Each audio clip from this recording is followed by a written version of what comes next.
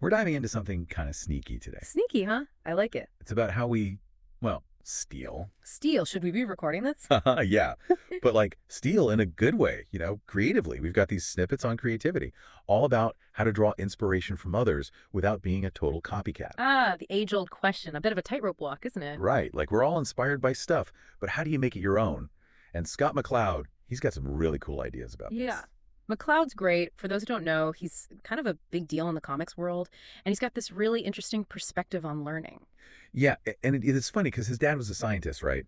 And you can kind of see that analytical mind at work and how McCloud breaks everything down. Totally. So he lays out these four principles of learning, almost like building blocks for creativity. Exactly. And the first one is learn from everyone, which, like, duh, right? Sounds obvious, but it's easier said than done. So true. Because we can get stuck in our bubbles, only paying attention to people in our own little fields. But McCloud's like, hey, open your eyes. There's Yeah. inspiration everywhere. Yeah, like think about a skill you're trying to learn, right? The greats in that field, who did they learn from? There's always a lineage. It's like, be a student of the world. Exactly. But then McLeod hits us with principle number 2, follow no one. Whoa, okay. So which is it?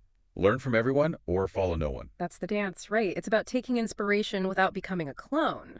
So how do you actually do that? That's where principle 3 comes in. Watch for patterns. Oh, I like this. It's about analyzing what makes those inspiring works tick, like what are the common threads, the techniques. It's like in music. Yeah. You can hear how different genres they borrow chord progressions, rhythms, all that from each other. Precisely. It's about understanding the structure beneath the surface. Mm-hmm. But principle 4 is where the real work begins. Work like hell. No shortcuts. Afraid not. Because just absorbing inspiration, it's not enough. You got to put in the hours. Experiment, remix, find your voice within those patterns. Yeah, it reminds me of that quote, good artists borrow, great artists steal. But they steal with respect. Acknowledging the influences, but transforming them into something new. And speaking of stealing, how does that work ethically? Yeah. Because we don't want to be, plagiarizing. Right. And this is key. There's a huge difference between straight up copying and drawing inspiration. Wilson Misner, the writer, he put it perfectly. He said, if you copy from one author, it's plagiarism. If you copy from many, it's research. Oh, I like that. So it's about breadth, right? Like, Right. don't just steal one cake recipe. Steal from all the bakers.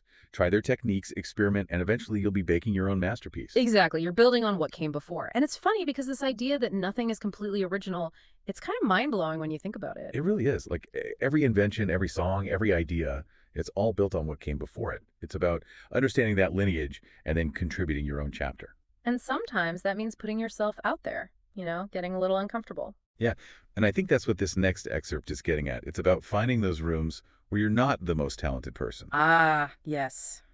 That's where the good stuff happens. Because if you're always the smartest one in the room, are you really growing? Exactly. Surrounding yourself with people who inspire you, challenge you.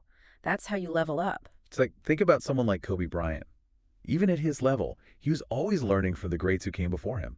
Didn't he say something like he stole all his moves? He did. He said, I have stolen all of these moves from all of these great players. I just tried to do them proud, the guys who came before. He owned that lineage, gave credit where it was due. Exactly. It's about honoring those who paved the way while still forging your own path. It's a lineage, not a ripoff.